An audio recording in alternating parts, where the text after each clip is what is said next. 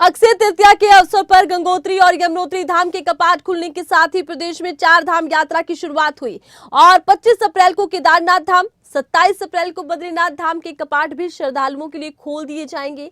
मुख्यमंत्री पुष्कर सिंह धामी ने कहा कि 4 धाम यात्रा को लेकर श्रद्धालुओं में अलग ही उत्साह देखने को मिल रहा है। उन्होंने कहा कि तीर्थयात्रियों से अनुरोध करना चाहते हैं कि केदारनाथ धाम में गत दिनों से लगातार बरसात और बर्फबारी हो रही है। तीर्थयात्री मौसम के मद्देनजर संभल कर और मौसम के पूर्वानुमान के अनुसार यात्रा को शुरू करें। आपको बता दें कि केदारनाथ धाम में रुक रुक कर बरसात और बर्फबारी का दौर देखने को मिल रहा है। देश और विदेश से केदारनाथ धाम आने वाले स्वस्थ श्रद्धालुओं को यात्रा से पहले मौसम का पूर्वानुमान देखने का आग्रह किया गया है।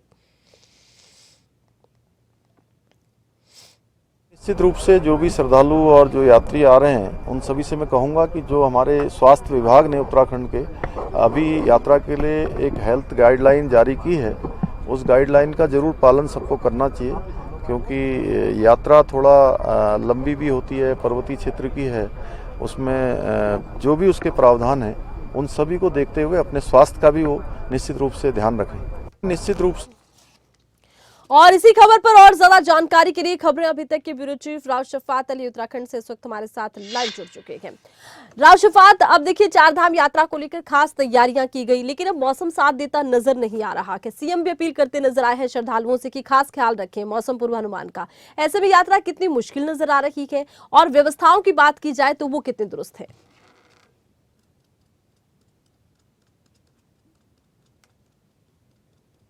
अर्थ देखिए, राज्य सरकार ने 4 धाम यात्रा की तमाम तैयारियां मुकम्मल कर ली हैं और किसी तरह की कोई परेशानी श्रद्धालुओं को ना हो, यात्रियों को ना हो, ये भी सुनिश्चित किया जा रहा है।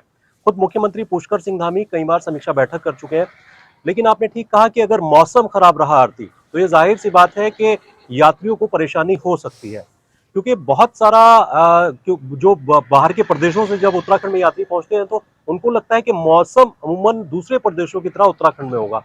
और क्योंकि उत्तराखंड में बारिश हो रही है, मौसम विभाग ने एडवाइजरी भी जारी की है। अगले 3 से 4 दिन तक कहा है कि जो पर्वतीय क्षेत्र है वहां पर बर्फबारी होगी। और अभी हाल फिलहाल की बात करें आरती, तो गंगोत्री, यमुनोत्री, केदारधाम, बद्रीनाथ धाम, ये वो क्षेत्र हैं 4 धाम के जहां पर अभी बर्फबारी चल रही है।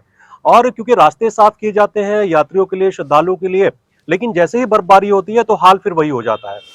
बहरहाल तमाम तैयारियां हैं, स्थानीय प्रशासन जुटा हुआ है, किस तरह की कोई परेशानी ना हो, और ये आगाज हो चुका है। गंगोत्री और यमुनोत्री के जो कपाट है वो खुल चुके थे कल। इसके साथ ये 25 अप्रैल की अगर बात करें तो बाबा केदारधाम के कपाट खुलने हैं, उसके लिए तमाम तैयारियां चल रही हैं। जगह जगह पर एसडीआरएफ मौजूद है, स्थानीय प्रशासन की टीम मौजूद है, ताकि कोई रास्ता अगर बंद हो तो उसे तुरंत खोल दिया जाए। अब एक एडवाइजरी क्योंकि मौसम विभाग ने जारी किया और 4 धाम यात्रा में खासकर ये अपील की जाती है राज्य सरकार की ओर से कि जब भी कोई यात्री उत्तराखंड में पहुंचे 4 धाम यात्रा के लिए, तो वो पहले मौसम की एडवाइजरी का ख्याल करे। उसके साथ ही अपने साथ गर्म कपड़े लाए, अपने स्वास्थ्य का परीक्षण कराए। अगर कोई बीमार है, स्वास्थ्य परीक्षण नहीं कराया है, तो वो 4 धाम यात्रा का प्लान ना करे। तो ये अपील की जा रही है। इसके साथ राज्य सरकार ने भी तैयारी की है, जो अलग अलग हेल्थ सेक्टर है वहां पर अलग अलग पॉइंट्स बनाए गए हैं। अगर कोई यात्री उत्तराखंड में आता है तो वहां पर भी अपना हेल्थ परीक्षण वो करा सकता है, स्वास्थ्य चेकअप करा सकता है। इसके बाद ही 4 धाम यात्रा के लिए आगे की ओर रुख करे।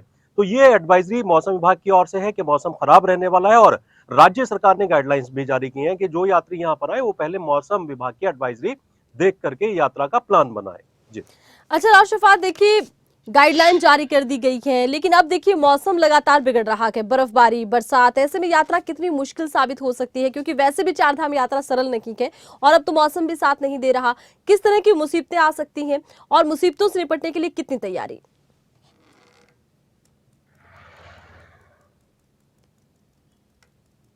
देखिए, मुश्किलें हैं थोड़ी सी, लेकिन राज्य सरकार ने जैसी तैयारी की है तो मुश्किलें कम रहने वाली हैं। जी अगर देखिए बारिश आती है आरती, तो समझना होगा कि बारिश में थोड़ा सा लैंडस्लाइड हो जाता है, रास्ते बंद हो सकते हैं, बाधित हो सकते हैं। और ऐसे जो क्षेत्र हैं वो चिन्हित कर लिए गए हैं पहले, जहां सबसे ज्यादा लैंडस्लाइड होता है, रास्ते बंद हो जाते हैं, बाधित हो जाते हैं। दूसरा, बर्फबारी अगर बहुत ज्यादा रहने वाली है, क्योंकि अभी हाल फिलहाल की बात करें तो हल्की बर्फबारी है, लेकिन अगर ज्यादा ये बर्फबारी बढ़ती है तो रास्ते बाधित हो जाते हैं और उनको खोलने में थोड़ा सा वक्त लगता है, तो परेशानी है। और दूसरा, अगर किसी का स्वास्थ्य खराब है आरती, तो वो ऊपरी इलाकों में जाकर के और बीमार पड़ सकता है। तो ये इस तरह की मुसीबतें होती हैं। पिछले वर्ष अगर देखें तो करीब 200 से ज्यादा मौतें हुई थी, लेकिन कारण ये था कि या तो वो बुजुर्ग थे या फिर उनका स्वास्थ्य ठीक नहीं था। तो जी। ये दोनों चीजें थी, इसीलिए अब राज्य सरकार ने कहा है कि उत्तराखंड में जब आप आ रहे हैं तो स्वास्थ्य परीक्षण कराएं, इसके साथ ही पूरी तैयारी के साथ उत्तराखंड में आए, गर्म कपड़े भी साथ लेकर के आए। अच्छा अब देखिए क्योंकि मौसम राष्ट्रपात, खराब होने से बिल्कुल मौसम खराब होने का असर तो है ही, लेकिन बहुत ऊंचाई पर ऑक्सीजन लेवल भी कम हो जाता है। ऐसे में बहुत से बुजुर्ग लोगों को दिक्कतें पेश आती हैं। अचानक तबीयत बिगड़ने पर कहा यह जा रहा है कि हेल्थ सेंटर जगह जगह बनाए गए हैं। हेल्थ को लेकर किस तरह की व्यवस्थाएं की गई हैं, किस तरह के उपाय किए गए हैं, क्योंकि पिछले साल का आंकड़ा हमारे सामने है, 200 लोगों की जान गई थी।